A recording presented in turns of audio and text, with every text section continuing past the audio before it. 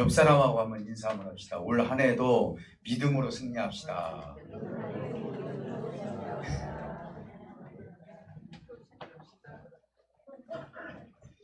할렐루야. 우리가 이 믿음이라는 것을 생각을 해보면은 단순하게 생각이 들 수도 있어요. 그런데 이 믿음이 어디서 왔는지를 생각해 보면은 나에게 믿음이 있다는 것에 대해서 아마 감사를 아니할 수가 없을 것입니다. 왜 그러냐면은 믿음은 하나님의 선물이기 때문이에요. 세상 사람들이 믿음이 있을까요? 없죠. 근데 우리는 지금 나에게 지금 믿음의 씨가 뿌려져서 점진적으로 자라고 있잖아요. 그것은 누구로부터 왔느냐? 하나님으로부터 믿음이 왔기 때문에 우리는 하나님으로부터 받은 그 믿음을 선물이라고 이야기를 하게 됩니다. 내가 스스로 노력해서 생기는 것도 아니고 다짐을 해서 생기는 것도 아니에요. 우리는 보통 보면은 자기 의지적으로 믿으려고 하는데 그건 오래 갈 수가 없어요.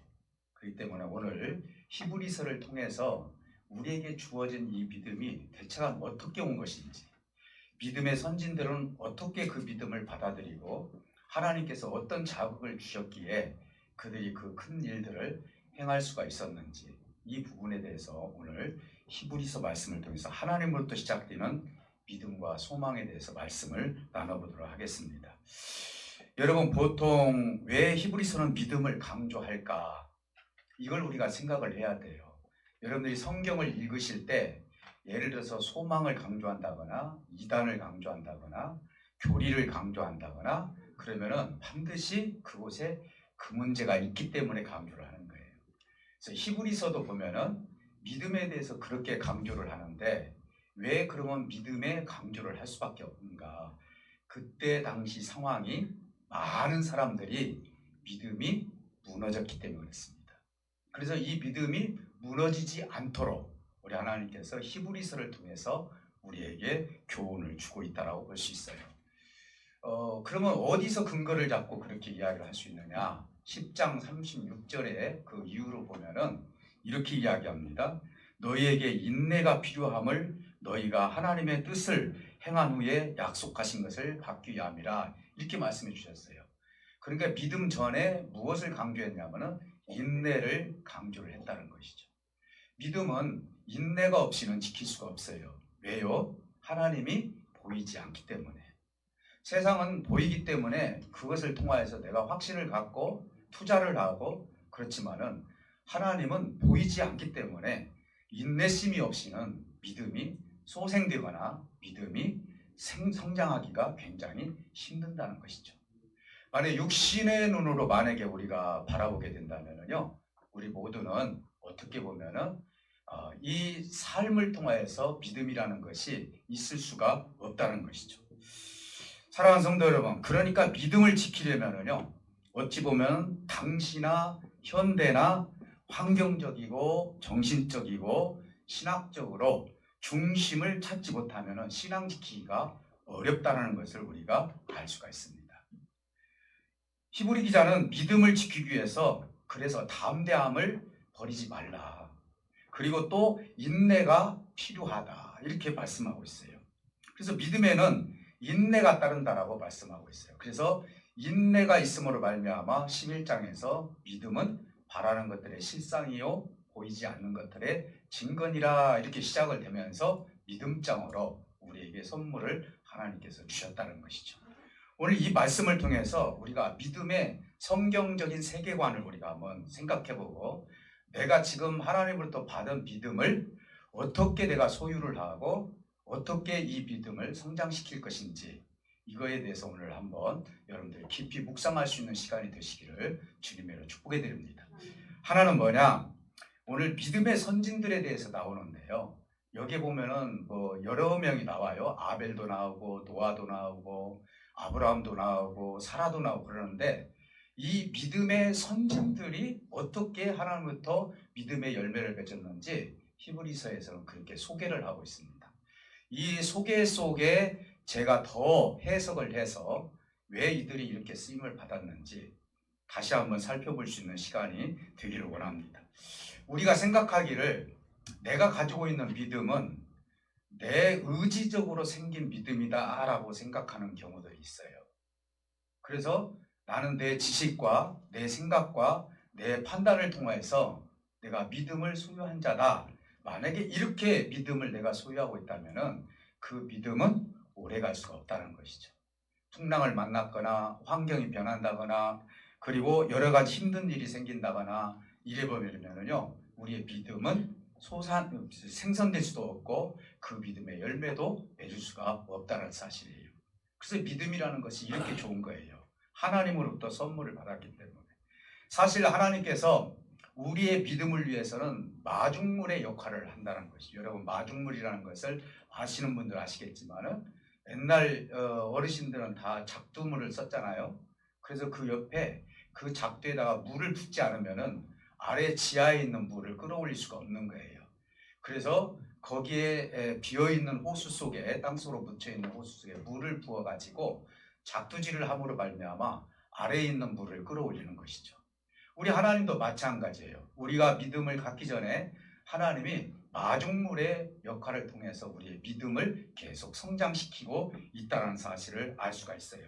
그래서 믿음의 선진들을 통해서 말씀하고 있는데 오늘 제가 세 명만 한번 말씀을 드리는데 이 세 명을 통해서 대체가 하나님께서는 믿음이 왜 하나님으로부터 왔는지 그리고 그 믿음을 순종함으로 말미암아 어떤 열매를 맺었는지 이 세 명을 통해서 우리가 한번 다시 깊이 생각해 보도록 합니다.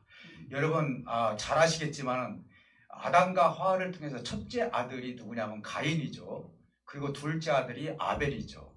그래서 오늘 성경에서 아벨에 대한 믿음에 대해서 우리에게 말씀하고 있습니다. 그래서 아벨은 가인보다도 더 나은 제사를 드림으로 말미암아 하나님께서 그 제사를 받았다. 제사라는 것은 오늘날로 말하면 예배죠. 예배를 하나님께서 받으시고 가인의 제사는 받지 않았다. 이렇게 이야기를 해요. 그 나중에는 가인이 화가 나가지고 동생을 죽이죠. 이런 최초의 살인사건이 일어나게 되는데 어쨌든 간에 아벨과 가인의 차이는 많은 사람들이 재물의 차이다라고 하는 경우도 있는데 재물의 차이가 아니에요. 아벨은 자기가 키우는 양을 하나님께 드렸고 그리고 가인은 자기가 짓는 농산물을 가지고 제사를 드렸습니다. 여러분, 재물에 대해서는 우리가 이스라엘의 어떤 재물에 드리는 것을 놓고 보면은 뭐 속지제나 속건제나 화목제나 이런 모든 것들을 보면은 짐승을 잡아서 하나님께 드릴 때 소를 드리든지 염소를 드리든지 양을 드리든지 아니면 비둘기를 드리든지 아니면은 그 곡식을 드리든지 갈아서 곡식을 드리든지 재료가 다양해요. 그러면 가인은 곡식을 드렸기 때문에 안 받고 아벨은 피를 보는 제사를 드려서 양을 잡았기 때문에 받았다. 이것은 절대로 하나님께서 허용할 수가 없죠. 재물의 차이가 아니죠. 우리가 하나님께 드리는 것도 그렇잖아요. 시간을 드리고 물질을 드리고 하나님께서 그 재물을 믿음이 없이 드리는 것은 하나님께서 받지 않겠지만은 믿음으로 드리는 건 다 받는 거 아니겠습니까? 이런 면으로 놓고 봤을 때 재물의 차이가 아니라는 것을 우리가 생각해 볼 수가 있어요. 그러면 대체가 무슨 차이냐?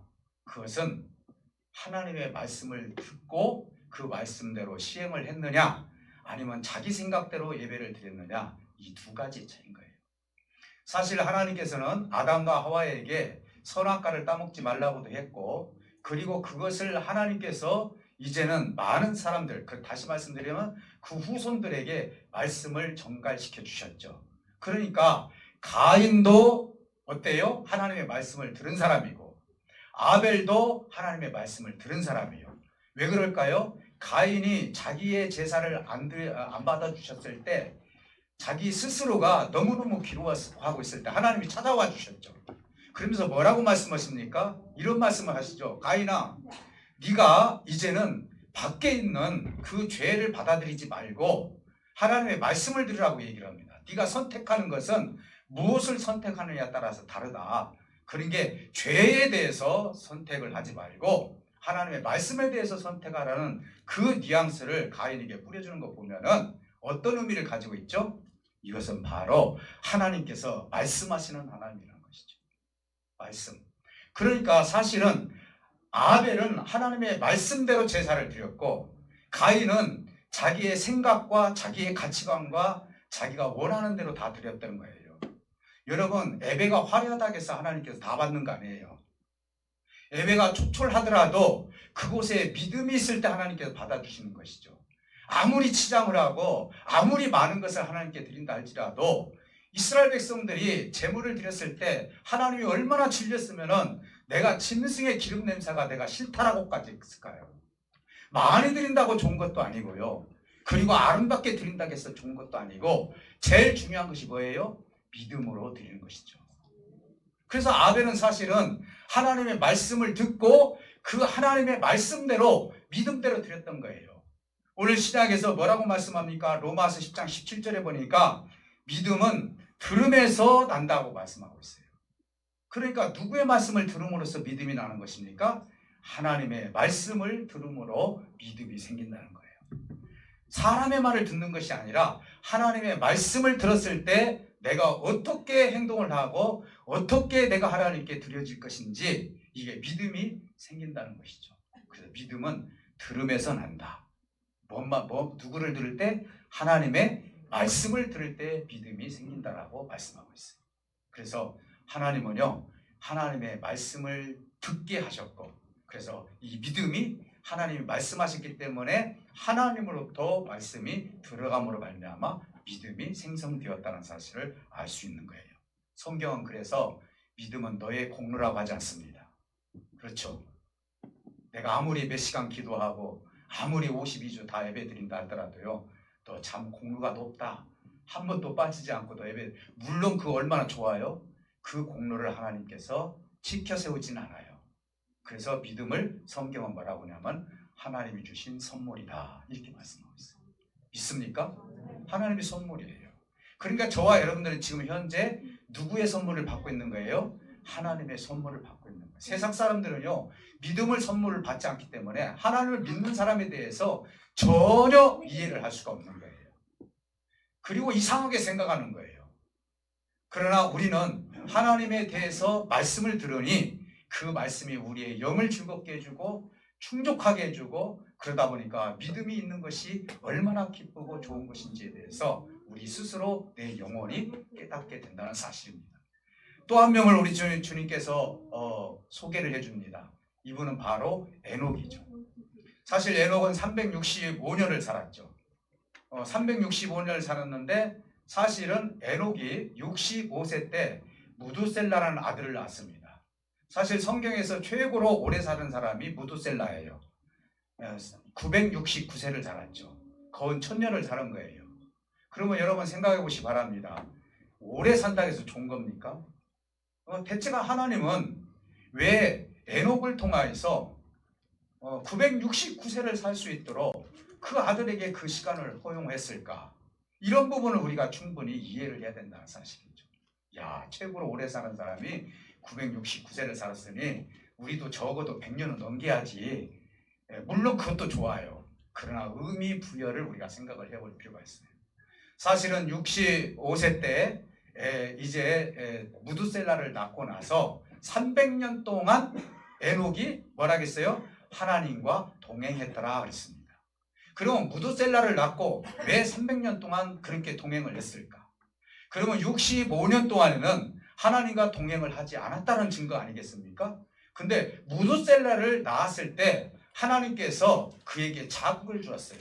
어떤 자극을 주었죠? 인내심을 하나님께서 말씀하고 있어요. 우리는 보통 하나님에 대해서 우리가 인내한다고 생각하는데요, 너의 아들 969년 동안 내가 심판을 내리지 아니하고 인내를 가지고 기다리겠다. 그건 뭡니까? 무두셀라가 969세를 사는 후에 어떤 사건이 일어납니까? 노아의 심판이 일어나요. 노아의 방주 심판이 일어나지 않습니까? 이렇게 놓고 볼 때는 하나님께서는 인생에 대해서 너의 아들을 통해서 나는 인내하는 하나님이다. 그 기간 동안 네가 자극을 받아서 내가 하나님임을 깨닫기를 원하는 시간을 준 것이지, 무두셀라가 969세 살았다 해서 자랑이 아니라는 것입니다. 하나님의 인내심은 우리 인생의 시간을 놓고 봤을 때 너무너무 길어요. 끝까지 기다려요. 둘째 아들이 집에 나갔다 할지라도 아버지께서 끝까지 기다리는 것처럼 우리 하나님의 인내심은요, 우리 사람이 가지고 있는 인내심은 저리 가라 할 정도로 우리를 기다리시는 하나님이라는 것이죠. 사람이 인내하는 것이 아니죠. 그러니까 하나님의 인내하심으로 말미암아 내가 깨달을 때까지 하나님께 기다려 주시다 보니까 그때 내가 다시 하나님께서 나를 기다려 주셨구나. 보통 우리가 보면은요 50년 동안 60년 동안 하나님을 잊어버리다가요 나중에 하나님을 깨닫고 하나님께서 내 잊어버린 시간을 생각해 보니까 이제야 내가 사랑하는 자이고 하나님 나를 기억하시고 하나님께서 나를 지켜주고 계셨구나 하면서 늦게서 깨달으신 분도 있잖아요. 또 때로는 돌아가시기 전에도 깨달으시는 분도 있잖아요. 이렇게 놓고 본다면 하나님은 인내의 하나님이라는 것을 알 수가 있다는 것입니다. 사랑하는 성도 여러분, 우리는 인내의 사람으로서 어제 하나님께서 주시는 은혜 가운데 하나님이 인내했기 때문에 내가 믿음이 생긴 것이고 내가 생명을 얻은 것이지 내가 노력을 내서 생긴 것이 아니라는 사실입니다. 그래서 에녹은 300년 동안 그것을 알았기 때문에 하나님과 동행하면서 죽음을 맛보지 않고 하나님께서 깨끗하게 하늘로 승천시켰다는 사실이에요. 그리고 그 아들을 통하여서 하나님께서는 심판의 하나님이 아니라 인내를 통해서 다시 뒤돌려서 너희가 하나님을 깨달을 수 있는 시간을 더 주시기를 원합니다. 하나님의 초점은 심판에 있지 아니하고 깨달음에 있다는 사실을 오늘 무드셀라를 통해서 알 수가 있다는 것입니다. 969년 동안 오늘 나에게 주어진 시간 동안 우리 하나님은 계속 지속적으로 깨닫기를 원하시고 교제하기를 원하신다는 사실을 믿으시기를 주님으로 축복해 드립니다. 그러니까 하나님의 인내가 있으니까 믿음이 누구로부터 왔느냐? 하나님으로부터 왔다는 사실을 알 수가 있는 거예요. 마지막으로 또 하나는 노아입니다. 여러분, 노아는 하나님의 경고하심을 받고 그 경건의 두려움에 의해서 동기가 생겼는데 내 내면의 동기가 생긴 거예요. 여러분, 사실은요 하나님께서 책망하시는 것에 대해서 우리가 기분 나쁘게 생각하면 안 되는 거예요. 하나님으로부터 책망이 없다면요 사생아라고 성경은 말씀하고 있어요. 그저 여러분 자식을 키울 때 오냐오냐 키운다 해서 그 자식이 나한테 잘해주는 거 아니에요. 때로는 책망을 하고 잘못된 것을 제대로 지적해주고 그리고 때로는 이것이 잘못됐다라고 선을 잘 그어줬을 때 오히려 이 아들들이 잘 자라서 부모님께 효도하고 그래서 그 책망을 통해서 내가 이렇게 살면 안 되겠다 생각을 가지고 아버지의 그 뜻을 깨닫는 것처럼 우리 하나님께서도 우리에게 책망을 하심으로 말미암아 내가 깨닫는 거예요. 여러분 가끔 보면 이런 생각을 가져요. 어떤 분들은 내가 하나님을 믿으면서도 좀 두려워요. 목사님. 왜 두려움이 오죠? 그 두려움은 좋은 거예요. 거룩한 두려움이에요. 여러분 내가 살면서 하나님에 대한 하나님의 거룩함과 하나님의 경외에 대해서 두려움이 없다면요 나는 혹시 내가 세상을 사랑하고 있지 않은가 생각해 볼 필요가 있어요. 왜요? 우리는 종말을 생각해야 되고요. 그리고 내가 하나님 앞에 갔을 때 과연 내가 하나님 앞에 무엇을 내놓을 수 있을까? 라고 생각했을 때 그래 내가 내 인생을 살 때 내 시간과 내 삶과 내 젊음과 내 모든 것들을 나만을 위해서 사용하였는가? 아니면 하나님께 주신 이 세계 속에서 하나님이 기뻐하시는 삶을 살았는지 이렇게 자극을 받았을 때 하나님께서는 나에게 지금 현재 책망하고 경고하심을 통하여서 거룩한 내 안에서 거룩함이 생김으로 말미암아 하나님을 섬길 수 있는 믿음의 동기가 생긴다는 거예요. 노아가 바로 믿음의 동기가 여기서 생긴 거예요. 노아는 어떻게 보면은요 하나님께서 경고하셨다 했는데 이걸 히브리어로 보면은요 책망하셨다는 뜻과 같아요. 그래서 꼭 노아만 책망한 것이 아니라 그 시대를 책망한 것이잖아요. 그래서 결국은 노아는 내면의 세계 속에서 내가 동기가 생긴 것은 믿음이다. 하나님께서 산에다가 방주를 지어라 했을 때 그게 뭐예요? 만약에 하나님에 대한 경외심이 없었다면 경고하심이 없었다면 노아는 그렇게 하지 않았을 것입니다. 맞습니다. 하나님. 지금 생각해보니 하나님의 말씀이 맞고 앞으로 일어날 심판도 저는 믿습니다. 라고 하면서 하나님을 경외하고 노아는 이것을 통해서 거룩한 자극을 받아서 믿음으로 산 꼭대기에다가 방주를 지었다는 사실인 것입니다. 사랑하는 성도 여러분, 그 위에 아브라함도 사라도 믿음의 동기가 하나님으로부터 왔다는 거예요. 저와 여러분들도 믿음의 동기가 누구로부터 왔습니까? 하나님으로부터 왔다는 사실을 믿으시기를 주님으로 축복해 드립니다. 나도 모르게 하나님부터 왔어요. 그리고 내가 지금 믿음이 생겨요. 주일날이면 내가 꼭 예배를 드려야 돼요. 이것도 자극이에요. 이것도 하나님이 나한테 주신 자극이에요. 주일날 한번 빠지고 예배 생활 잘 못하고 기도 생활 잘못했을 때 나에게 불안함이 오는 것도 이것도 어떻게 보면 하나님이 내 안에서 책망하고 있는 거예요. 이것이 없다면 내가 어떻게 하나님 앞에 가까이 갈 수 있습니까? 이런 것이 없다면 내가 어떻게 믿음이 생길 수가 있냐 이 말이에요. 이거를 통하여서 하나님은 나에게 믿음을 주시고 이 믿음을 통해서 하나님을 알게 한다는 사실이죠. 사랑하는 성도 여러분, 그래서 믿음은 노력도 아니에요. 내 안에 스스로 생기는 것도 아닙니다. 오늘 세 가지를 놓고 보니까 믿음은 말씀을 들음으로써 믿음이 생긴다는 사실을 알 수가 있습니다. 또 하나는 뭐예요? 인내함으로, 하나님이 나에게 인내해 줌으로 말미암아 내가 다시 깨달을 날까지 하나님께 기다려 주심으로 말미암아 내가 작은 겨자씨만한 믿음만이라도 내가 가질 수 있다는 사실을 알 수 있다는 것입니다. 그리고 때로는 하나님께서 두려움을 주고 경고를 주고 책망을 주었다는 사실이죠. 이것을 통해서 나는 믿음을 갖게 되고 앞으로 미래의 세계를 준비할 수 있는 믿음 있는 자로 하나님께서 세워주신다는 사실을 믿으시기를 주님으로 축복해 드립니다. 그래서 믿음은요, 하나님으로부터 왔고, 그리고 이 믿음은 바로 소망을 낳게 된다고 성경은 말씀합니다. 그래서 믿음은 소망과 밀접한 관계를 가지고 있습니다. 왜 믿음이 있나요? 다 보이면 뭐들어 믿어요? 그렇잖아요? 당신이 내 앞에 있는데 뭐들어 믿어요? 그냥 실질적으로 있는데. 오늘 우리가 왜 믿음이 필요하죠? 하나님이 안 보이니까 믿음이 필요한 거예요. 하나님의 세계가 안 보이니까 믿음이 필요한 거예요. 그래서 믿음은 바라는 것들의 실상이란 말이에요. 보이지는 않지만은 내가 지금 바라보고 있는 앞으로 생길 하나님의 세계, 앞으로 하나님과 함께 영원히 살 수 있는 그 세계를 우리가 상징적으로 생각할 때, 이 세계를 생각하면서 이 바라는 것들의 실상을 통해서 내가 이 믿음을 지켜야 되겠다. 히브리서에서는 그렇게 말씀을 하고 있다는 사실입니다. 성경은 육신의 눈으로 또한 영안이 열렸다 할지라도 하나님을 본질적으로 본 사람이 하나도 없다라고 성경은 말씀하고 있어요. 구약이나 신약을 통해서, 물론 신약은 예수님을 통해서 우리가 봤지만 구약을 한번 생각해 봅시다. 아브라함은요, 하나님을 만났습니다. 만났는데 어떻게 만났습니까? 천사를 통하여서 하나님과 대면하였다, 이렇게 말씀하고 있어요. 하나님이 직접 대면한 것이 아닙니다. 정면으로 본 것이 아니라 하나님께서는 천사를 통해서 하나님과 대면할 수 있는 길을 아브라함에게 열어주셨습니다. 그리고 야곱은 어떻습니까? 야곱은 약복강가에서 천사와 씨름했다고 했습니다. 결국은 그게 누굽니까? 하나님과 씨름한 것이나 마찬가지예요. 그래서 천사와 씨름하면서 그가 끝까지 인내하면서 나에게 이름을 달라고, 나한테 축복해 달라고 했을 때, 그때 축복해 준 이름이 뭐예요? 그것은 바로 이스라엘이라는 이름을 갖게 되었죠. 그리고 다 끝나고 나서 야곱이 뭐라고 토설을 합니까? 이곳을 두니엘이라. 내가 하나님을 대면해 봤는데 나는 죽을 줄 알았는데 내가 살았도다. 이게 두니엘이라는 뜻이에요.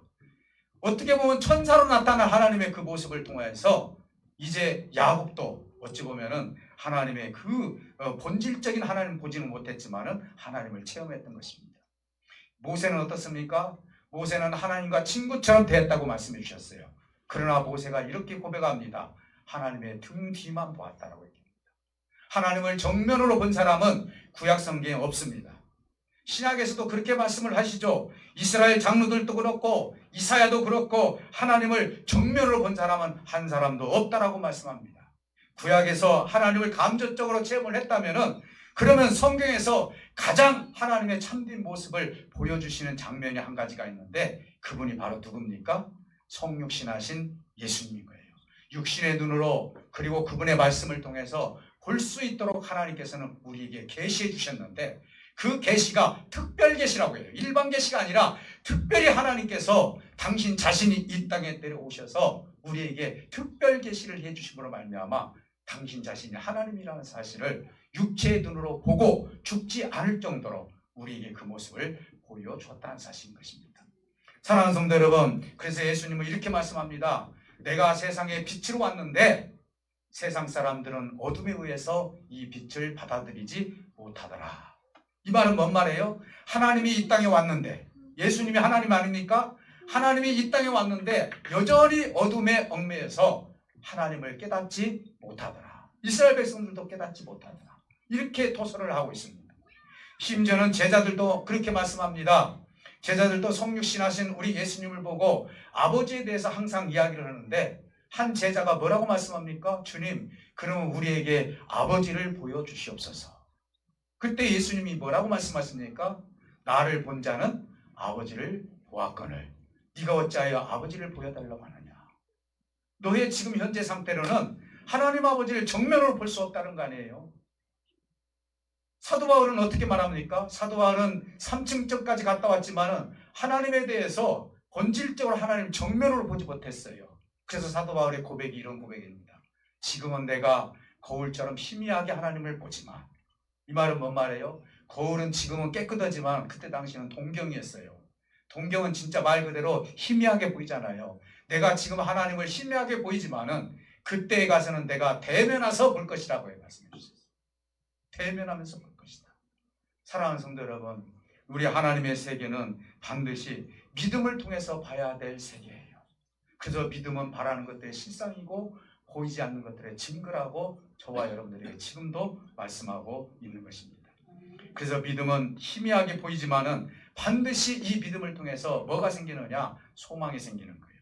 믿음이 더 돈독해지고 믿음이 커지면 커질수록 반대로 소망도 더 깨끗해지고 하나님의 세계가 더 크게 보이는 거예요. 믿음이 연약하면 소망도 연약해지는 거예요. 믿음이 강하고 믿음이 커지면 하나님에 대한 소망이 더 커지는 거예요. 그래서 우리는 이 세상을 이길 수 있는 힘을 하나님께서 주신다는 사실을 믿으시기를 주님의 이름으로 축복해드립니다. 사랑하는 성도 여러분, 하나님의 나라, 영원한 나라에 가면 믿음도 없어진다 했어요. 소망도 없어진다 했어요. 뭐만 남는다 했어요? 사랑만 남는다 했어요. 이 세상에서 많이 필요한 것이 뭐예요? 믿음과 소망이지. 하나님의 영원한 세계에 들어가게 되면은요, 그 세계는 믿음도 필요 없어요. 왜? 하나님을 대면해서 보니까요. 무슨 하나님 나라에서 무슨 소망이 있습니까? 소망을 다 잃어버렸는데 누구만 보입니까? 아버지만 보이잖아요. 그러니까 아버지와 영원한 삶 속에서 사랑을 만끽하면서 사는 나라가 하나님의 영생의 나라라는 사실을 우리 하나님께서 우리에게 말씀하고 있는 것입니다. 사랑하는 성도 여러분, 그래서 우리는 말씀이 없이 하나님을 대하는 것은 잘못하면은요, 낙관주의에 빠질 수도 있는 거예요. 내가 하나님에 대한 지식, 성경에 대한 지식을 아무리 많이 가지고 있다 할지라도요, 그곳에 믿음이 없으면은요, 그것은 아무 소용이 없다 이 말이에요. 그렇기 때문에 우리는 망상이 될 수도 있다 이 말이에요. 믿음이, 내가 가지고 있는 믿음이. 우리는 망상적인 믿음을 가져서도 안 되고요, 낙관주의적인 믿음을 가져서도 안 돼요. 하나님과 직접 교제를 해야 됩니다. 하나님께서 나한테 말씀으로 터치할 때 내 가슴 속에서 뜨거움이 느껴져야 되고요, 하나님과 기쁜 교제가 일어났을 때 참다운 믿음의 삶이 우리에게 넘쳐 흐른다는 사실을 믿으시기를 주님으로 축복해 드립니다. 사랑하는 성도 여러분, 이제 2026년도가 시작이 되었습니다. 첫 번째 우리가 예배 설교를 통해서 하나님이 만약에 믿음과 소망을 주시지 않았다면 우리가 어떻게 이 땅에 살 수가 있겠어요? 하나님 정말 감사한 것은 하나님이 나를 터치해 주셨기 때문에, 하나님이 나를 인내해 주셨기 때문에, 하나님께서 나에게 그 믿음을 선물로 주셨기 때문에 내가 하나님을 알아가고 하나님의 풍성한 은혜의 삶을 살아갈 수 있는 저와 여러분들이 될 줄 믿습니다. 말씀의 기초가 되어서 믿음이 더욱더 돈독해지기를 원합니다. 인내를 통해서 소망을 이루시고, 이제는 1년 동안 하나님 앞에 계산을 할 때 하나님, 내가 믿음으로 26년도 살았습니다. 그리고 내 소망이 더 커졌습니다. 그러면서 내 영혼이 정말 기뻐 짤 줄 모르는 그 1년의 삶을 통해서 여러분들이 더욱더 큰 믿음의 사람들이 되시기를 다시 한번 주님으로 축복해 드립니다. 오늘 저와 여러분들이 같이 기도할 때 하나님께서 함께 해주실 믿습니다. 하나님, 믿음이 선물이라고 제가 들었습니다. 하나님, 나에게 더 큰 믿음을 주시옵소서. 그래서 하나님을 더 깨닫게 달라고, 그리고 내가 2026년도 한 해 하나님 보시기에 참된 믿음과 소망을 가지고 살게 해달라고 우리 다 같이 기도하실 때 우리 하나님 함께 해주실 믿습니다. 아픈 부위에 손을 얹고도 기도해 주시기 바랍니다. 하나님 감사합니다. 하나님께 주신 은혜 가운데